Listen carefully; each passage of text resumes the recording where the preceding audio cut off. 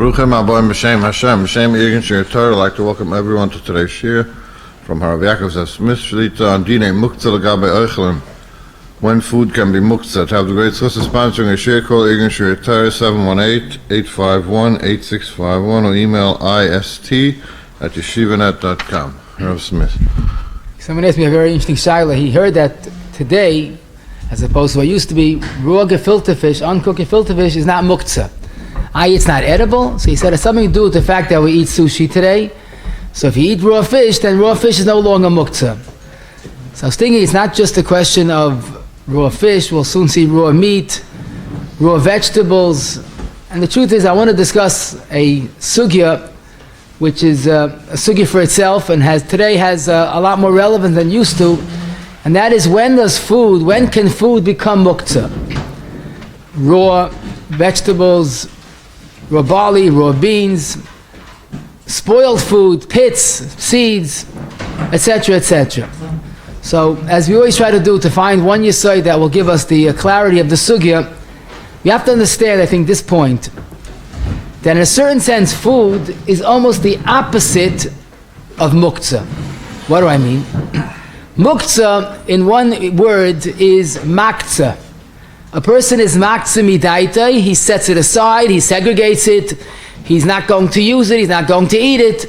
Muktzah means when someone is Mesiach das, or he makes a conscious decision, I am not going to use this. That is shaykh by items. Food, a person always needs food to survive. More so, on Shabbos, there's particularly a mitzvah of Einik Shabbos. So, by derech klal, food is never Muktzah because a person is not Muktzah das from food. I'll give you a good example that highlights the point. When is something Muktzah? So let's talk about someone during the summer, he's learning outside, it's a machaya in the mountains, it's a nice weather, but the pages are moving, he realizes he hasn't learned so much in a long time, he's holding the afternoon already, and then he thinks, no, I'm not learning so fast, the wind's blowing the pages. So he thinks he's moving, but he's not. So what does he do? He picks up a stone from the ground and puts it on the Gemara. So that the problem with the stone is that the stone is Muktzah. Why is the stone Muktzah? The stone is not a keli, it's not a functional item. Grada, you could use it to hold down the page of a sefer. But as it is, it's not a keli. It's not functional. So that, not only is it Muktzah, but you can't use it l'tzoרך gufay or l'tzoרך mekoymay. Why? Because that is not it's not even on the halachic map. When something is Muktzah machmas gufay, it's also even l'tzorych gufay or mekoymay. Now, what's the eitzah? How do you allow to use that stone? There it says pashit. You meyached it. What does it mean meyached it? Not yichud yichudim. You decide to designate it. I'm going to use this as my weekly paperweight. Hold down my Gemara. So what you did is you gave it what was missing most. It didn't have a Shem Keli, and now you gave it a Shem Keli. Now there you weren't Muktzah midas, but it was understood. Stam a stone on the ground, like stam piece of wood and twigs and dirt, is not a keli. Food is on the opposite side of the spectrum. There's a mitzvah of Einik Shabbos, Suda Shabbos, and people eat. So why should a person ever be Muktzah food midaita? And I'll show you how true this is and how realistic this is. The Shulchan Aruch in Shin Ches Siv Dalet says the following: a klisha malachte leissa lamash lahama. You're allowed to move it if you need it to crack open a nut, but if it's like mechama l'tzeil, you're not allowed to move it. Klisha malachte leheta. How about a klisha malachte leheta? For example, a regular item, a clothing, a toy, for example. That's mutter even mechama l'tzeil because it's not muktzah. Zokte mechaba and siv dalad avashaloi l'tzorych klal. For no reason, you're not allowed to move a toy. Also taltaloi. In other words, the het is mechama l'tzeil, das yet. But for no reason, there's no het. And the poskim struggle. What does that mean? Shaloi l'tzorych klal. Are we talking about a normal person? Do people do things for no reason? So what used to be a mashal is when someone is sitting, by Sheva Bracha speech, and he's playing with the silverware. He's playing with the napkin, the tablecloth. Why is that? Because the speaker is going on and on and on, and finally he seemed to come to a close. Okay, that was the Akdama, and now let me start. So he has to vent his frustrations. So he's playing with a silverware, with a napkin or something, with a plate, and he's so. But even that, in a certain sense, is l'tzorych. Mental health is also a tzorah. So they say, okay, so what is it? What is considered shalei l'tzorych klal? I think the real pshat is, when someone's playing, you go, why are you playing with it? So you know what he says? Why not? In American mentality, you have to have why not. But in Yiddishkeit, why yes? What's that? So whatever shaloi l'tzorych klal is, it's an issa muktzah to move a klish melach lehet to shaloi l'tzorych klal. Okay, that's the mechaba. The next words, but oichlin mut l'taltalam afilu shaloi l'tzorych klal. You're allowed to play with toys and play with food. You'll ask why you're doing it. Why not? But it's mutter. Now, why should that be mutter? So obviously, that food is on the other side of the spectrum. It's so much non-muktzah that even shalei l'tzorych klal is mutter. Maybe Chazal didn't want to ask it because people need it. But in the Chayodam Tak and Klal Samach Vav Siv Beis, Kivan Jem l'tzorych Shabbos le'rotzi ligzar. And therefore, even shaloi l'tzorych klal, even what's really shaloi l'tzorych klal, a toy is also, food is mutter. Now, l'maisa, we see the unique status of oichel. It never becomes muktzah. But there's even another stage. The halacha is, let's say, I'll give a very good example. Someone has a store, okay?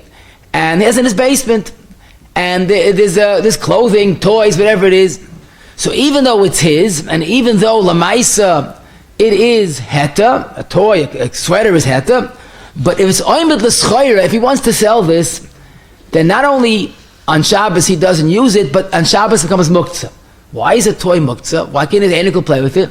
The teretz is, if it's oimed l'schoira, he knows if someone's going to play with it even for a half a minute, and is going to get a scratch in it, a stain, he can't sell it. What's he going to do with it? So when someone is oimed l'schoira, he does not allow himself to use it. Zok Ramah, that keil michadam l'schoira is makbid, he can't use it. But all the poskim say, food that's oimed l'schoira, he's allowed to move and even use.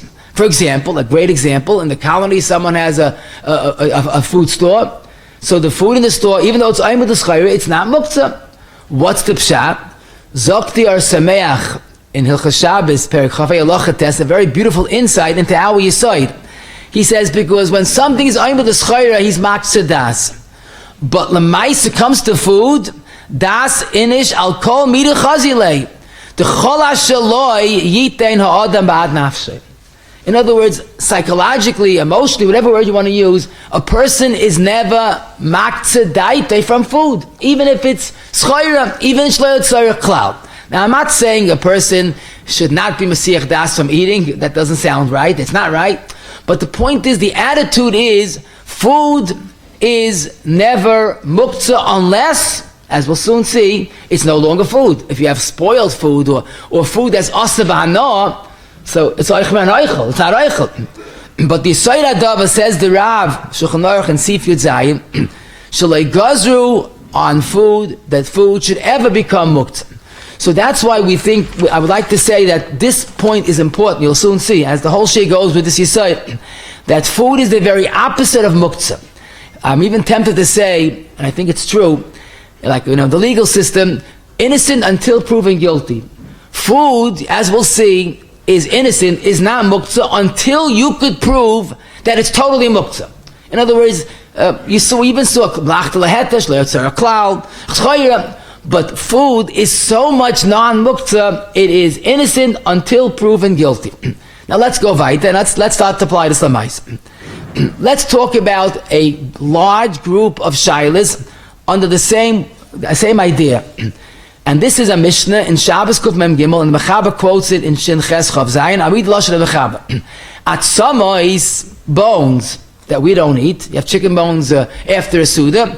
Baroim leklavim, or klifim, shells that we don't eat. But ru'yim l'maychel behema. I guess we could say cantaloupe and watermelon, the rind of it. We don't eat it, but animals do. And the third mashal, Zok the Mishnah and the Mechaber, pirurim she'ein b'em kazayis, we'll soon get back to that, but it seems pirurim is also muktzah, but you're allowed to move it. Why? Because it's roy l'maychel behema.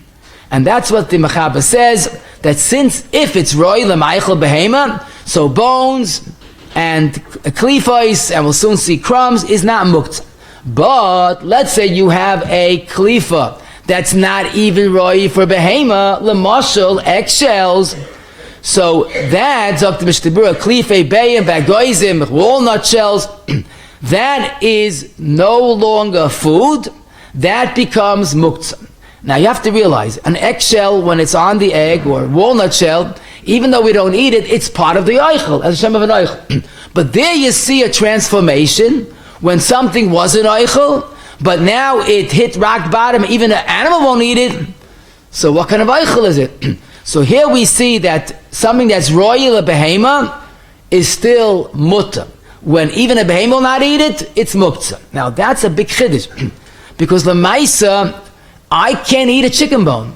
So why is it not muktzah? The teretz is, the starting point is, food is not muktzah. You want to have a piece of chicken, you're allowed to. The chicken bone, innocent until proven guilty. Is it roy for behema? Yes, it is. Therefore, it's not muktzah. Now, lemais, this is a share for itself, because not all peels are edible, and you have to know exactly if there are animals that are found in that vicinity. I saw interesting stories. Someone asked Chaim Kanievsky, chicken bones in Bnei Brak, that there are no dogs, are they muktzah? So his response was, in Bnei Brak there are dogs. What are you talking about? Now, maybe not in your backyard, but he says it's enough in the vicinity, in the outskirts of it. Now, here the point is, once it's roy for dogs, and there are dogs in the vicinity, so, but b'chefza, it never became ois muktzah. It's an oichel that's still roy lebehema. So the chiddush is that food is so much muktzah until it becomes totally non-food, but even roy lemaychel behema is enough to keep it not to be muktzah. So the point is that when something is oichel, it's kamat never muktzah. Shaloy l'tzorech klal, schoyer, and even maychel behema. Now, this is klar based on the sugya that we learned. However, there is one or two, really it's one because it's the same idea, and that is when someone took the food and made it ois food. What do I mean?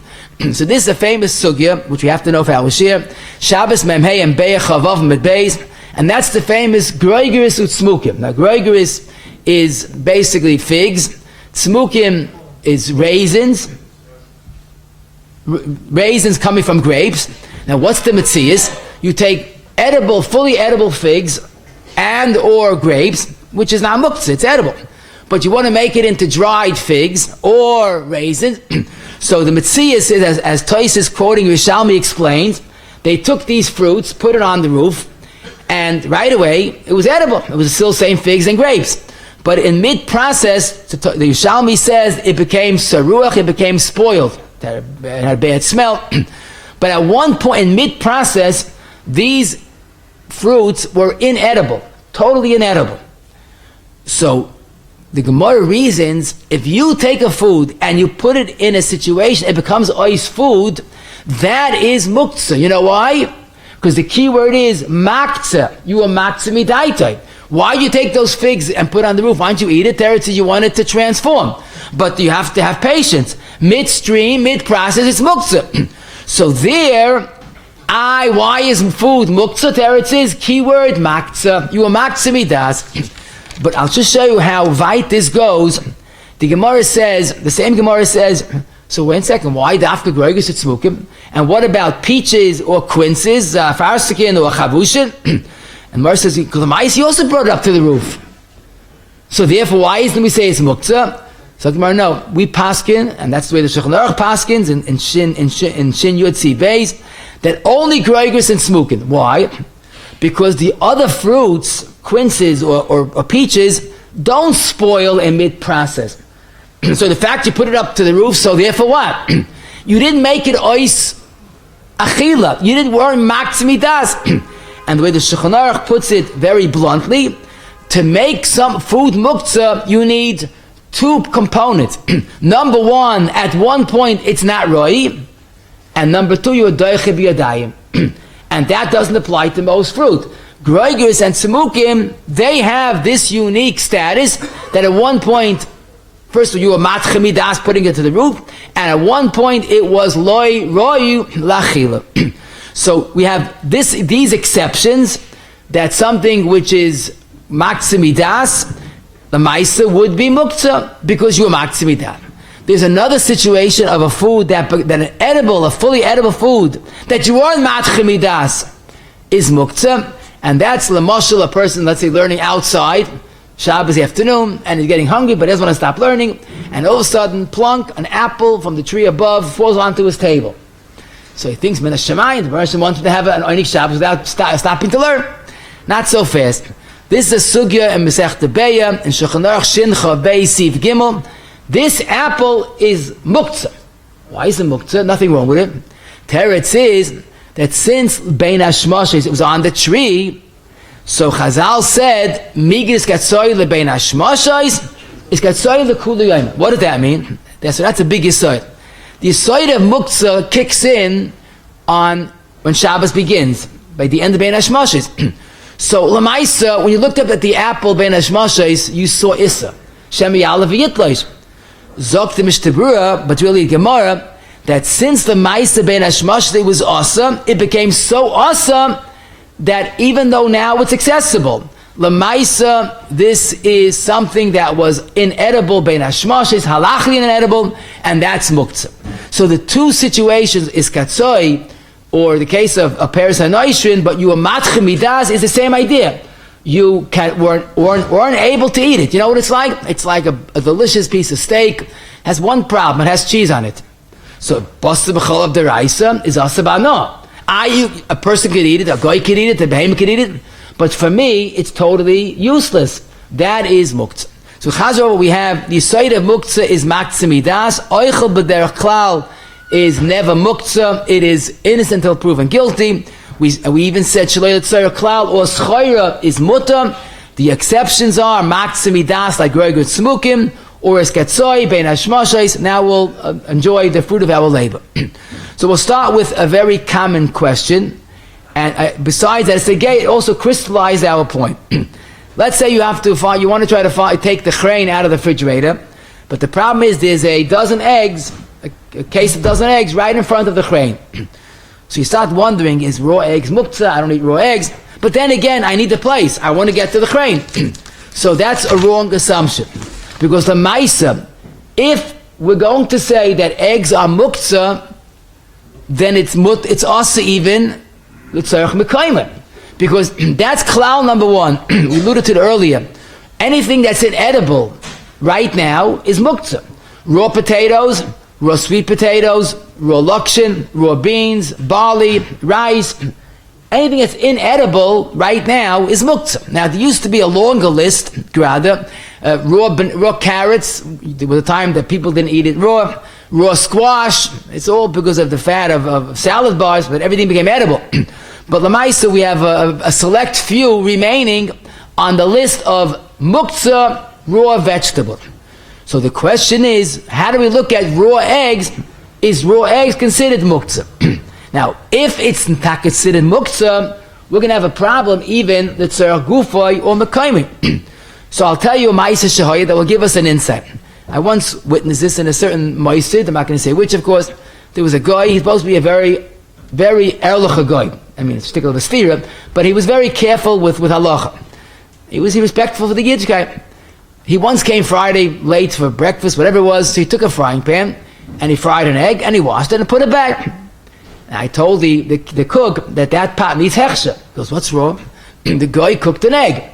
A guy cooked an egg is bishul akum. As I stayed in Shulchan Aruch Yardei Kuf Yud Gimel Sif Yudal. Why? We know that if a guy cooks water, it's not bishul akum, because the klal is whatever is nechal chai, whatever can be eaten raw, there's no issa of bishul akum. But zok the mechaba bavorns it, but the shach spells it out that lemaisa normal people don't eat eggs, raw eggs. They do eat doichi gadol zok the shach, but shach atchar. But lemaisa normal people don't eat raw eggs.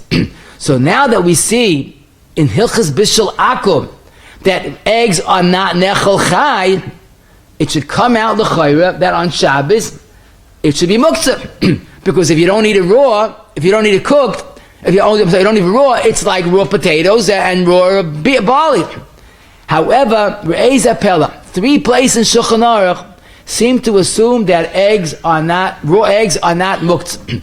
In Shin Yud Siv Beis, the Mechabes Mamish says beferish, an egg that's under the Tarnagoylis, I guess you wanted to make it a little bigger, whatever it is, but Lamaisa, to bring out the chicken of it, but Lamaisa, that egg is not muktzah. You take it out, you could eat it. Shin Chav Beis Siv Aleph, famous Mishnah Beya Shinol, the B'Yom Tov or Shabbos is muktzah. The obvious implication is, if it was born on Friday, even though now it's raw, it's not muktzah. But the most clear is a Mechaben Shulchan Aruch, Shin Chav Ches, not Hilchas Muktzah, Hilchas Refuah, Sif Lamed Ches. The Mechaben, the Shulchan Aruch, that whole simon is about Hilchas Refuah. So the Mechaben says, let's say you have a chazan who has a scratchy voice, and Lamaisa, he wants to improve his voice. So he's allowed on Shabbos to swallow a raw egg, and they say it really works. You swallow a raw egg, and that sharpens the voice. So what's the chiddush? That Lamaisa, we might think that if the chazan has a scratchy voice, he's considered a chayla, and if he's a chayla, he can't take raw eggs because of refuah. Kamash Balon, a scratchy voice is not a chayla, he's not sick. Maybe the listeners will become sick from his voice, but he's not sick. But the obvious kasha is, forget about refuah. What about muktzah? Obviously, it's very clear from Shulchan Aruch in 3 places that a raw egg is not muktzah. The big kasha, how does it stem with Hilchas Bishul Akum? So Lamaisa, for us, it's very simple to understand. These 2 have different criteria. Bishul Akum Chazal Asid because of a chashash chasnus. If the guy does something of importance to you, you will feel beholden to him, and that might cause a relationship that could bring to chasnus. Now, what does that mean? He does something of significance, something that you wouldn't eat raw, he cooks it, so he did something of significance. So the Paiskim understood, and that's the Metzias. Even though you could eat a raw egg b'shas atchar, no one does that. And a cooked egg is much, much better and a great improvement. So a cooked egg is enough of a significant change that it warrants Chazal to say that is Bishul Akum. But when it comes to Muktzah, like we said, the attitude is innocent until proven guilty. An oichel is an oichel until it is totally inedible. Since there is, albeit a minority of people that eat raw eggs, so Lamaisa, it's still an oichel. So it's enough to salvage the Shem oichel. So in other words, Bishul Akum is totally insignificant change. Raw egg is enough of a change. Muktzah is totally innocent until proven guilty, and that's what it is. Now, I'll tell you a treat. I mean, whenever you learn Shulchan Aruch, there's always the treat, the Bir Hagra. But the Goyin in Yeredeya, in the new prints, they have oisius to it. Sivkot Lamed Gimel. So the Goyin says this Kedarka in a cryptic message, a few words, but he says something of even a greater raya. We'll soon see the Gemara says that raw meat in those days was raw to eat raw. Chazila omsa. So the Goyin, that came out very bekitza, but he says, does that mean to say that if a guy cooks meat for you, there's no bishul akum? If you're going to learn hainu hach, then why is guy cooking meat? No bishul akum. That's unheard of. So the Goyin says, this chiluk, very bekitza. He says, Muktzah is one din. Like I mean, meat, taka, maybe you'll say that raw meat is not muktzah, but bishul akum, a guy cooks meat, how could it not be awesome? And then he adds, v'chein beya, the chazi l'goyima, k'maish metzinu sif yudalet. In other words, he's saying, it can't be you're allowed to compare bishul akum to muktzah, because that will lead us to a ridiculous conclusion that a guy cooked meat is mutter. So we have 2 examples that highlight our point once again. Muktzah is innocent until proven guilty. Now the only question is, Bizman Hazeh Tafshin Peivav, that Lamaisa there is a concern of eating raw eggs, salmonella, maybe things have changed. So this is, the truth is, you have to know that lamaisa in those days it wasn't eaten by so many people. But since it was eaten by people, maybe taka, it's not muktzah. But I did see the Orcha Shabbos Amud Nun Ches and the Hilchas Shabbos B'Shabbos Rav Kap Amud Kuf Pei Zayin. They both say Bizman Hazem could be eggs, raw eggs would be considered muktzah. However, it's very hard to accept. You have to realize, in those days they were mishagoyim.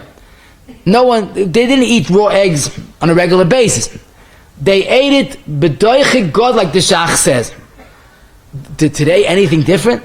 Someone in fact told me today it's a new style that they have certain foods and they coat it with raw egg yolk. I said, really good? Yeah, it's very delicious. What do they put the raw egg yolk on? Listen, he told me. On raw meat. I guess in Einis Chalalissa, you eat raw meat, you eat raw egg. But Lamaisa, it seemed that today there's a certain fad of eating raw eggs. So it's not worse than in those days. It was a doiche gadol. But if it's edible, and taka, most places do not seem to make any distinction. In fact, we'll soon see the Aruch HaShulchan, who says in our times, in his times, that people don't eat raw meat is muktzah. But eggs remain non-muktzah. So I'm pretty comfortable to say that the Maisa raw eggs today would not be muktzah, so you could move it even to get to the chrein, even though that's considered, that's a tzorech mekoymai, but it's not muktzah, it's a kli shemalach leheta, and you're allowed to move it, and once it's an oichel, even shaloi l'tzorech klal. The next question, raw meat, which is very common. Either you want to get to the cake that's in the freezer, but there's raw meat in front of it, or typically it happens usually early Friday night during a long Friday night that the chicken falls out of the freezer onto the floor, and if you leave it there till after Shabbos, it might be spoiled. So Lamaisa, it's a beferish Gemara Shabbos Kuf Chav Ches and Kuf Mem Beis Med Beis, but in Sif Lamed Aleph and our Simin Basa Chai Afilu Tafel She'ein Maluach Klal Mutla Taltaloi. Why? You could eat it raw, you could chew it. Now, Lamaisa, the question is, what does that mean? It's unreasonable that basa behema flesh, you could eat raw. But then again, the Gemara says it's mutter. So, Lamaisa, we do find in Hilchas Basa Chalav Mashal a difference between chicken and meat. Maybe the Gemara that was mata only was mata a softer meat. But Lamaisa, there's a second Gemara in Chulun, Daf Tezvav Amud Beis, the Rashba in Shabbos, as the Ran in Shabbos, all seem to say that raw meat is mutter, period. Basa behema, basa oif, no different. The Pashat of Shulchan Aruch, the Bach, the Taz, the Gra, Aruch HaShulchan, and Kaf HaChaim all say that raw meat is mutter, even basa behema. However, the Magen Avram, in Sifkat Nun Vav, quotes a number of Rishonim, and that's the sheet of the Chayodam, the Rab, the Kitzah, Taisa Shabbos, that it's unreasonable to say that raw meat, tough meat, is edible raw. So they seem to limit it only to meat that's soft. The mashal yoina, the lashon of Mishnah Berurah is yoina or bar avza, that's geese or doves, maybe chicken. But lamaisa, to say all meat is raw to eat raw doesn't seem plausible. Lamaisa, the Mishnah Berurah does quote the two shitas, and he says that we should consider raw meat basa behema muktzah unless it's shasat chag.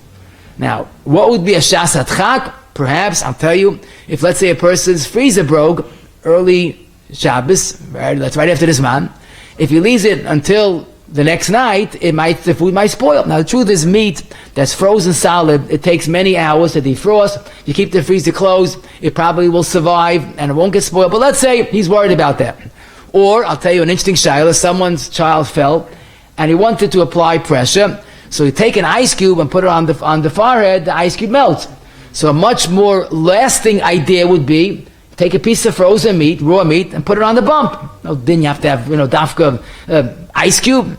So that would be told in the shayla. So that would be raw meat, which is machlokes if it's mutana, b'shasat chag, Mr. Berurah is mekel. The only question is, what is halach in Tafshin Peivav when most people, I should say, don't eat raw meat?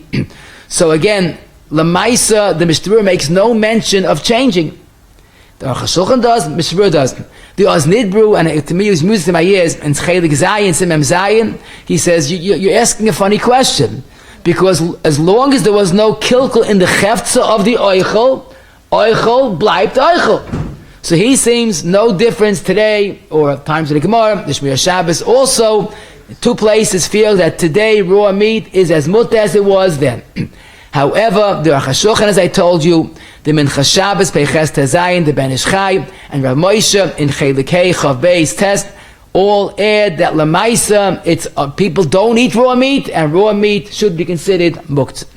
Lamaisa, there is a second side to be machmir by raw meat, because some say that even when it was mutter, it was only bar avza and yoina. So raw behemoth flesh was never muktzah. Never mutter, I'm sorry.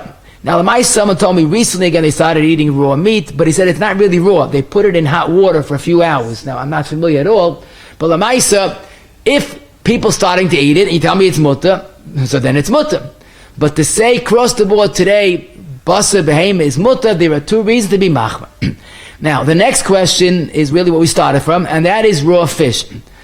So the emphasis is raw fish is the Beferish Gemara, and also in Shulchan Aruch, but it's different than meat.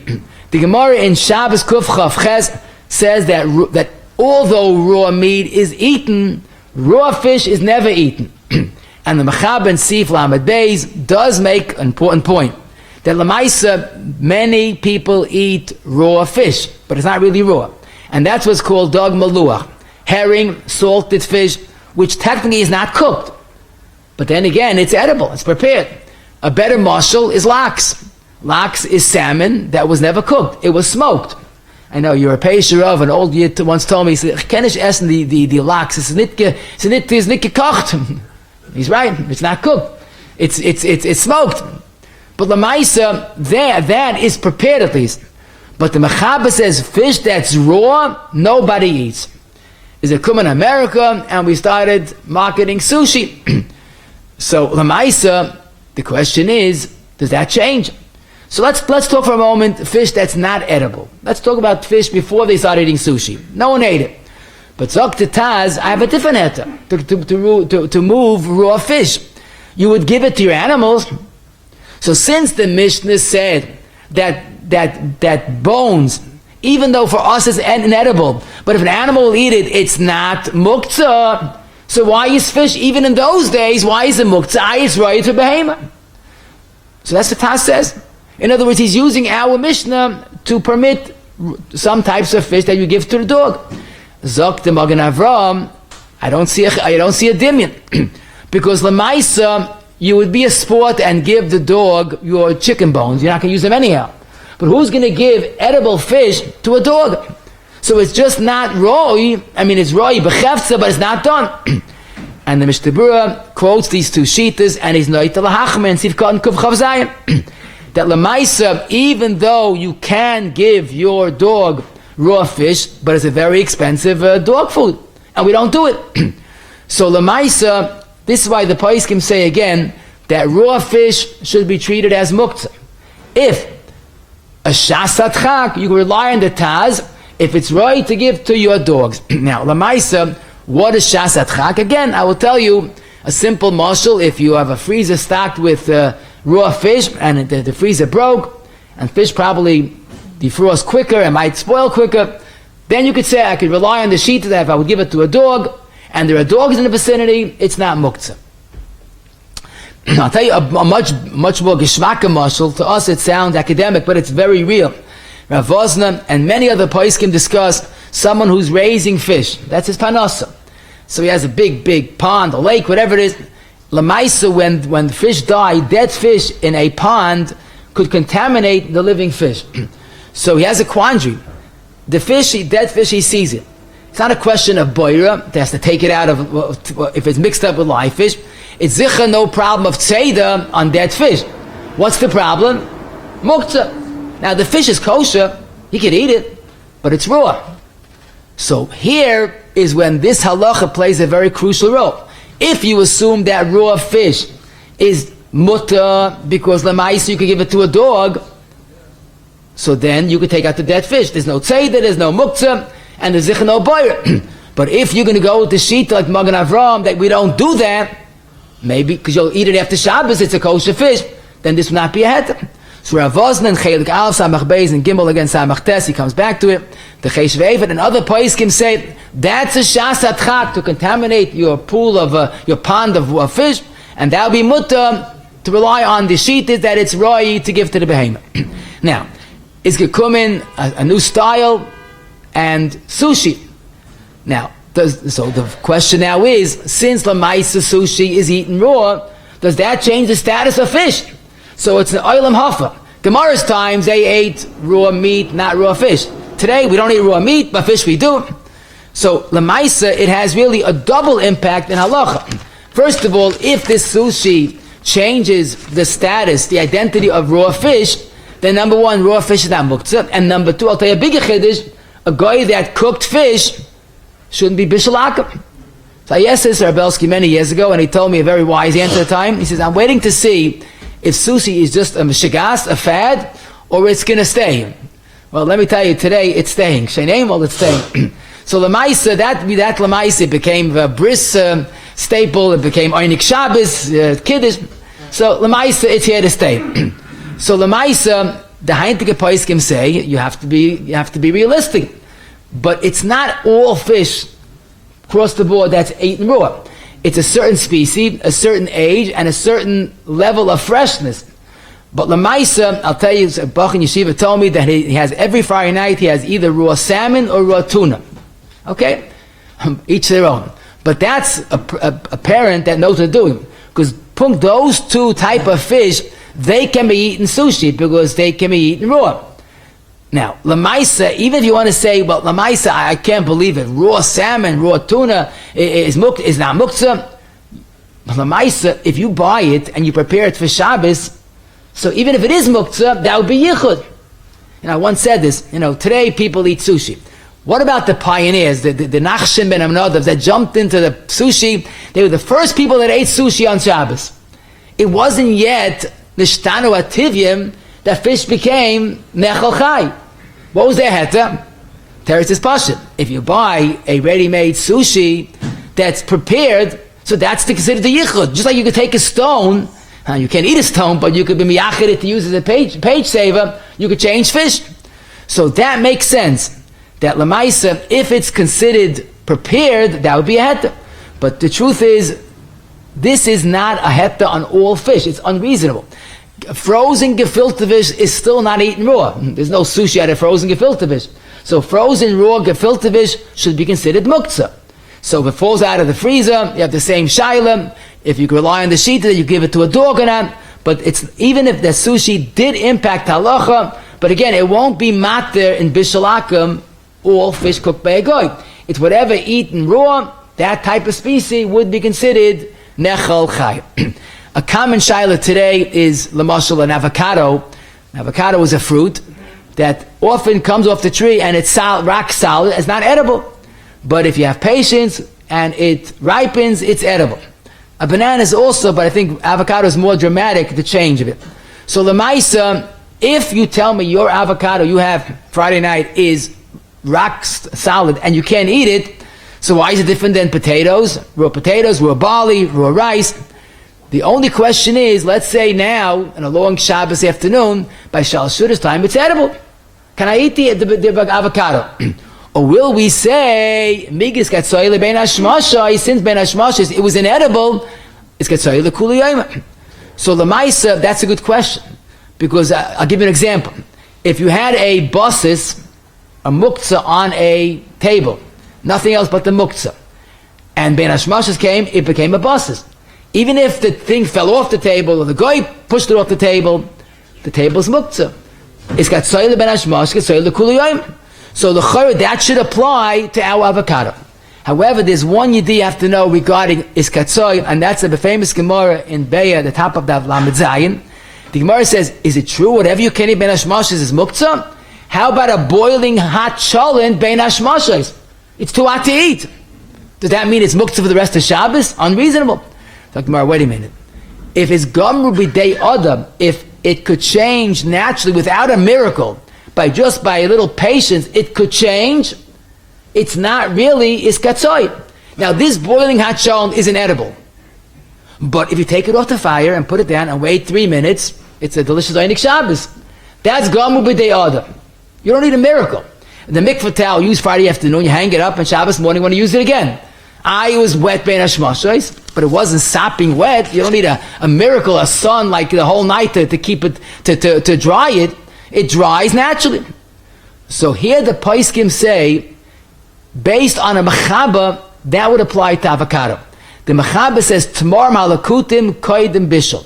You took off tamarim, dates, and you put them into a basket. So we don't say it's katsoi, because it's not like groigeris that spoils. But wait a second. So the mechaba, therefore, if now it's edible, it's mutter. What about iskatzoi?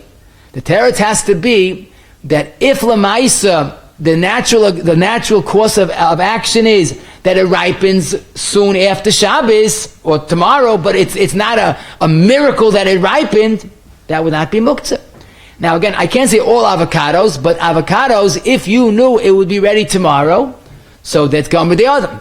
Or some say that lamaisa, even ben hashmash, it was edible. It wasn't mamish raksa, otherwise it wouldn't change.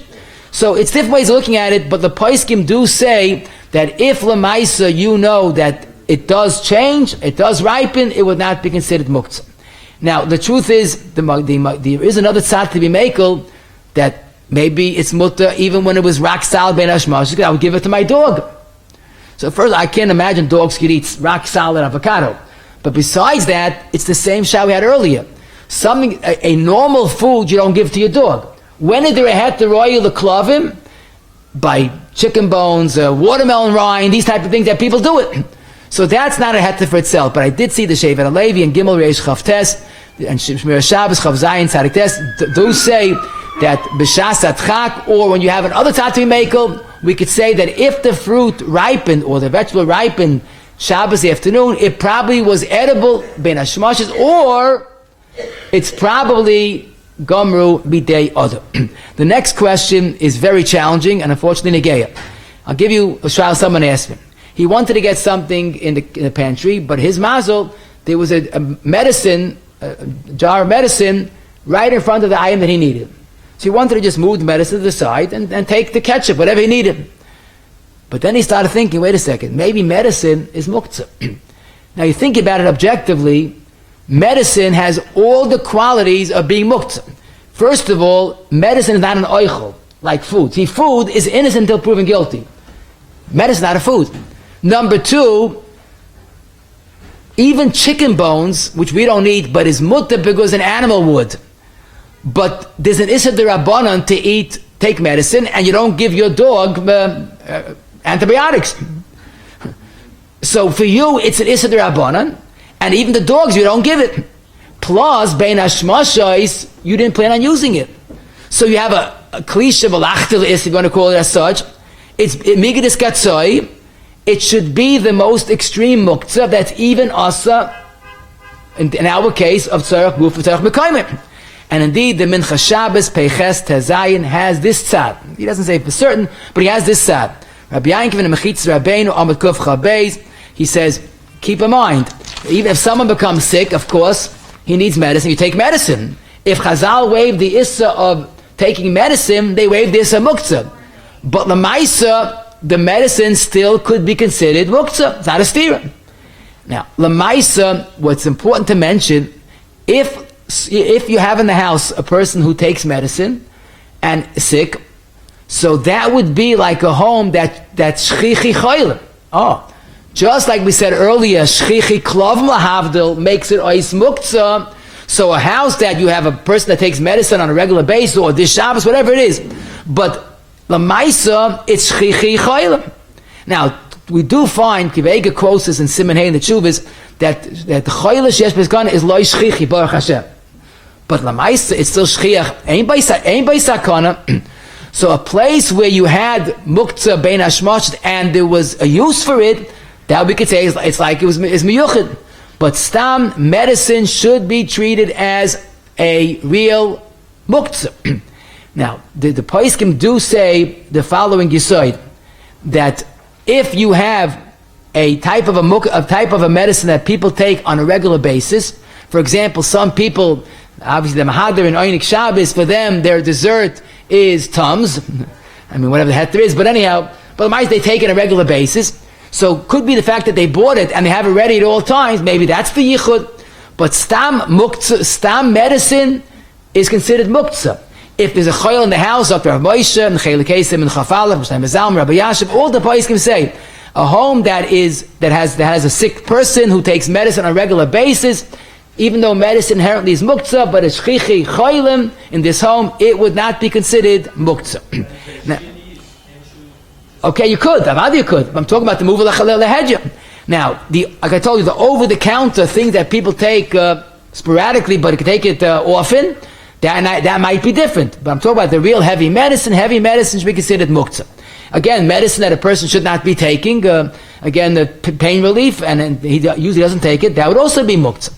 Now, a lot of shuls today have a medicine gemach, which is helpful. Someone comes for a kiddush, davens there, and he forgot to bring his blood pressure medicine or heart, whatever. So they have medicine ready. So that could be muktzah, which is miyuchad. Fakir, they bought it for people to use. So it's understandable that would be a form of muktzah, which would be mutter to take it. Another possible heter would be not muktzah, right? Now, l'mais, a home that's shchichi ktanim, stam cotton is like a choshein. By sakana would be the same het.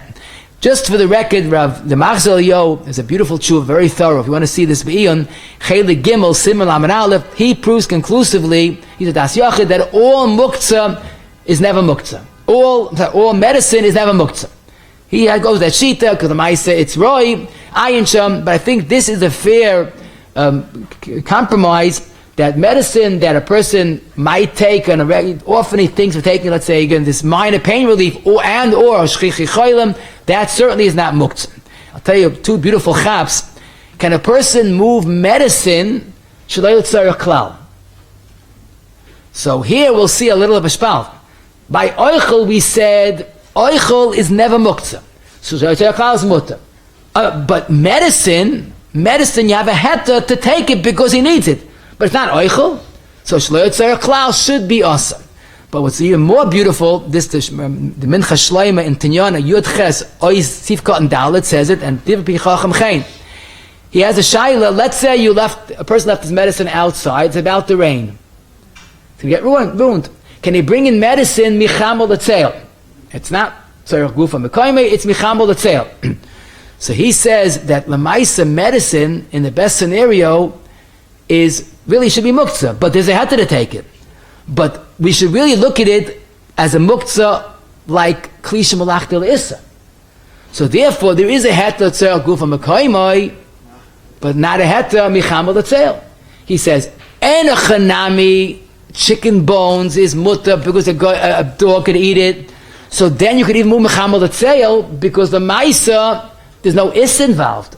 But medicine that's an issa. So be'etzem it's a mlachta le'issa. So the tzarech gufa mekoyme is mutter, michamol l'tzeil would be also, unlike chicken bones, that michamol l'tzeil is also mutter because it's considered an oichel. Interesting question, I mentioned earlier, the Gemara says, the Mishnah, the Mechaber says that crumbs less than a kazayis are considered muktzah. Now, it's a plio. And the only het is, if it's shchichi, behemoth, you'll give it to the animals. Why are crumbs muktzah? So the truth is, if you know, Apisoi, the Kavayasha quotes the Shlah, they're supposed to eat the crumbs of the chal, like Averam Shenis Paraku, or the Sir Yosef says it's a ticket for the Cheta Yadua, Chasasaifa said it's a school of Zikara and to eat crumbs, and many people are very busy with the Shabbos crumbs. But the emes is pashit, and no one says it because it's pashit. The Gemara is talking about crumbs after the Sudi, after benching. People didn't eat it. So then the only het, and then I saw the Chotshani says this, and therefore you need a het after the Suda. Why is it takamutta? You're not going to eat it. So if you give it to the animals, that's considered still, again, it's innocent until proven guilty. The Chotshani does question, Erapes as Shechal b'Shabbos, and there's these menacing crumbs around. What's that to clean them up so meticulously? He says probably because of the mitzvah of Bir Chametz, Chazal waived the Yisa Muktzah. So keep that in mind. Okay. A beautiful shaila, a person has either a canister or a bag of flour, wheat flour, and he wants to get to the food behind the flour. What is the status of raw flour?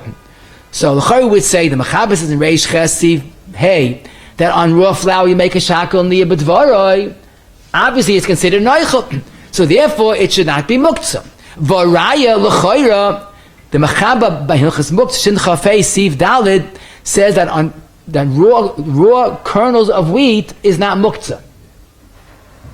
So what's the pshat? Obviously, since on a kernel of wheat, a koisachit you make a bar priyadama, so it's not muktzah. So maybe we'll apply huadin, flour is not muktzah since it's a shakel. However, it's not true. The Rosh in Bay at the end of the third parak, the Rav and Shin Ches Ches and Mishbur Shin Chafei Sivkot Design quotes this Rosh that raw flour is muktzah.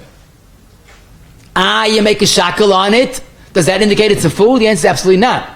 Why do you make a shakel on raw flour? Not because of the taste, or because it's an oichel, because it's hanoas me'ayin, the nutritional value. But lemaisa, nobody eats raw flour. Poik chazi, even those that eat sushi and raw meat and raw eggs, don't eat raw flour. So at the end of the day, raw flour is no different than raw potatoes and raw barley, and is definitely muktzah. So in other words, here we see that brachas and hilchas muktzah are not haynuhach. A kernel of wheat, however, loimi boy, if it's roasted, it's the delicacy called kloyos. But even raw, it seems the metzias was that in those days, raw kernel of wheat was eaten raw. Someone baked challah, it's tricky. He baked lechem, I'll say, and he took off hafrashas challah. So the piece of challah that's an issa, the pashta is an issa of hanoah, midaraisa, it was even misvdei shemayim. So that piece of hafrashas challah is vadei muktzah. Loimi boy, the fact that raw dough is muktzah, no one eats raw dough, but besides that, the fact that you can't eat it or give it to the dog, you have to burn it, so raw dough should be considered muktzah. If you keep the raw dough in your freezer until you burn it, keep in mind that's considered muktzah and should not be moved. Now, another interesting question, canned food. So Rav Moshe, who did not suggest opening cans on Shabbos, held that it should not be done. But in Chelikei Siman Chav Beis Yivkon Chav Dalet, he said, but the Maisa raw cans are not unopened cans. Canned food is not considered muktzah. He says why? Because the Maisa b'shas achak you could have a guy open it, and the truth is many Yidden open it. Chassidus Shalom goes with the sheet that it's only a shell. So Moshe said, Baal Peh, and he writes there that since the Maisa people hold its mutter, it's considered a suffix muktzah, and closed cans of food are not considered muktzah. A raw tea bag, which was never used, obviously we don't make tea on Shabbos, but Lamais you could make tea in cold water, or according to Ramaish you can make tea in a kli shlishi. So it's the same yisoid. Food product is innocent until proven guilty. If it's totally useless, bet is muktzah. Raw tea bag, canned food, these type of things, kernel of wheat, are not yet totally mufka from Shem Oichel, and it still is mutter to eat. I'll tell you a summer shaila, and that is when the snow falls. Is snow considered muktzah? Now the emphasis, that's a big sugya, Masechta Erev, and a very geshmaka sugya. Is snow a noilid? And the answer is not. Snow is already in the clouds before Shabbos. It's not mivla bali, it's main at naidi, and it's not a noilid. But Lamaisa, the question is, what do you do with snow in New York City?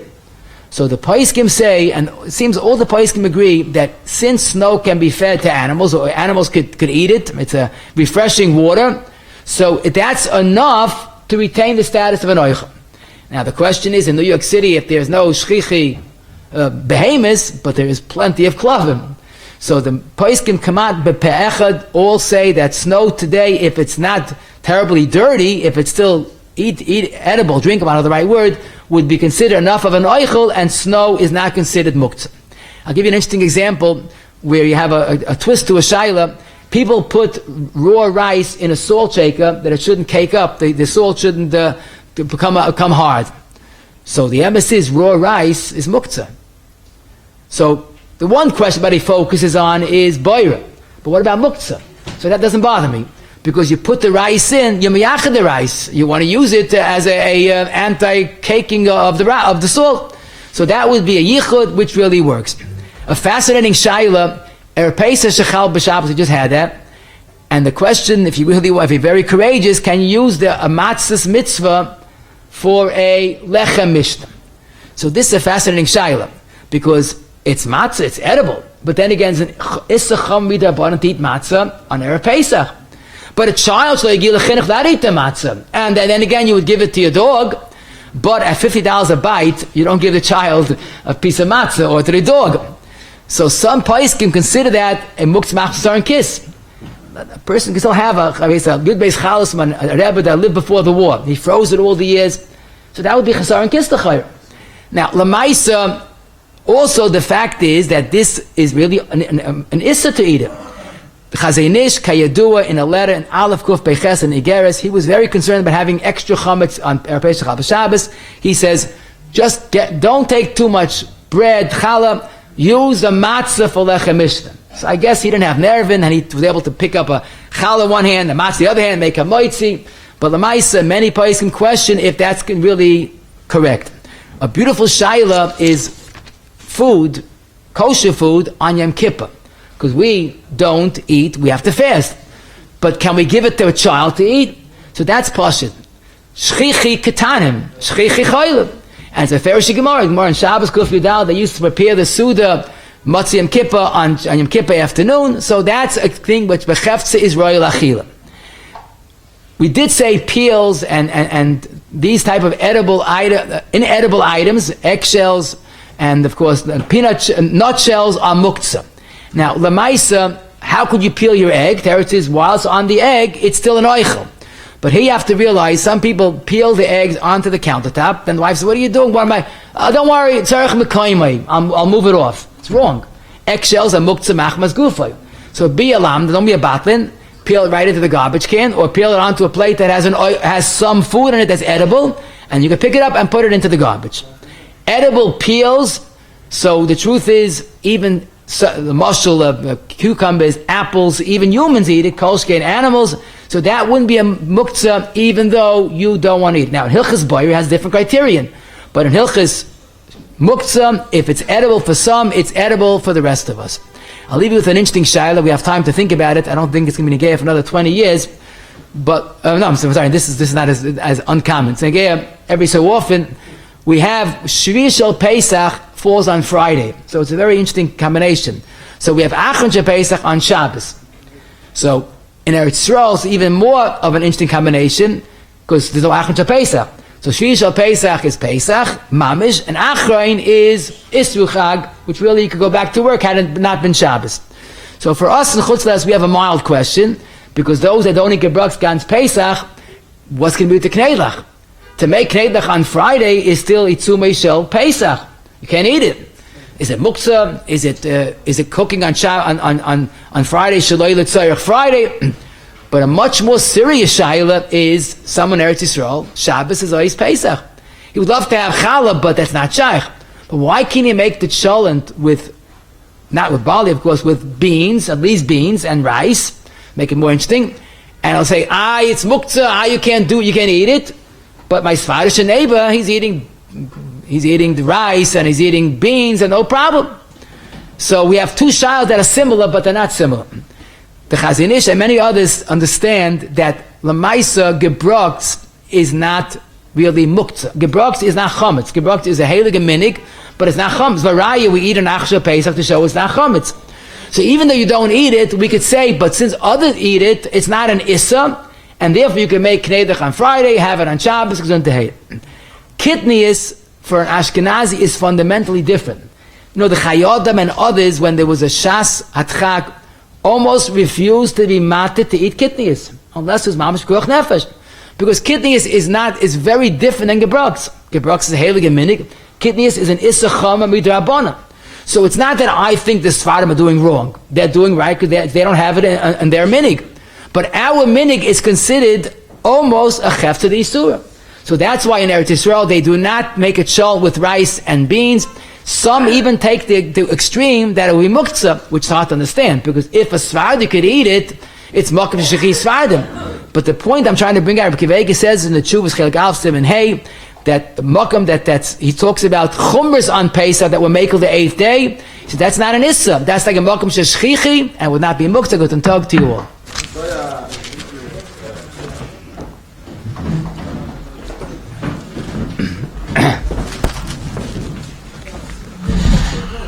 Shame Irgenshire, tell like your biggest occurrence of Smith for today's share. To have the greatest list of sponsoring a share, call Irgenshire Torah 718-851-8651 or email ist@yeshivanet.com. Chananya ben Akasha, Omer Rotzah Gerish Baruch Hu L'Zachis Es Yisrael.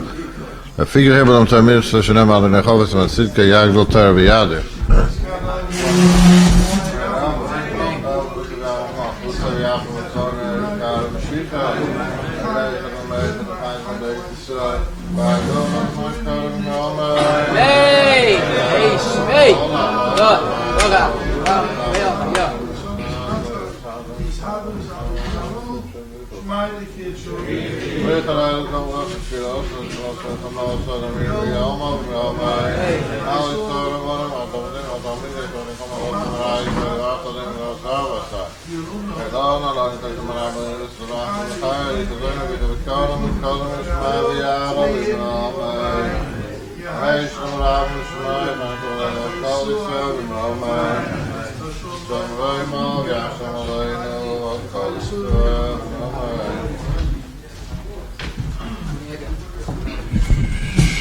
Seekum for the Shir Muktzah, Rabbi Eichlin. Okay, we learned today, I think the klal is food is the very opposite of muktzah, and food is innocent until proven guilty. Shelo yotzer klal, the schayra. It's only when there's a dechia, like groigers with smukim, that he actually did an action to make it inedible, or peres hanoishrin, which mice he can eat, it's inaccessible. They are muktzah because of migui. But basically, anything that's barely edible, or even to animals, as we said, is enough, it retains enough of the Shem Oichel, it's not muktzah. That's why lamaisa, shells and peels that are eaten by dogs, or bones, if a makam shchichi klavim, would not be muktzah. Raw eggs, even today, is not muktzah, even though there is bishalakim by eggs. Raw meat today, we assume, should be considered muktzah. Lamaisa, there is a makam lahakal b'shas atchak by makam hefson, as we said. Raw fish is generally not eaten raw except for sushi material. All other fish we consider muktzah unless there's a shas atchak. You rely on the sheet, you give it to dogs. Avocado or green bananas, if they're edible Shabbos afternoon, probably there was either gumru but the adam or they were edible by nashmashais. Medicine depends on if it's the makam that shchichi chaylim. A gemach would not be muktzah, a makam shchichi is not muktzah, but stam medicine, antibiotics on Shabbos should be considered muktzah machmas iser and should not be moved. If lemaisel is medicine and there's a makam shchichi chaylim, it should not be moved shelo yotzer klal, or not even mechamal l'tzeil. Flour is muktzah. Hafrashas chal, a piece, that dough, even if it's frozen, is considered muktzah because you can't eat it or give it to a dog. Canned food, raw tea bag, snow are not considered muktzah. They're edible, albeit for behemoths. Certainly, raw tea bag and food eaten by humans. Rice in the shul shaker is considered yichud. Erev Pesach matzahs we treat like muktzah, even though some are mekel. Yom Kippur food is not muktzah, and gebrokts is not muktzah on Shvi Shal Pesach, and kidneys perhaps should not be cooked on Shvi Shal Pesach in Eretz Yisrael.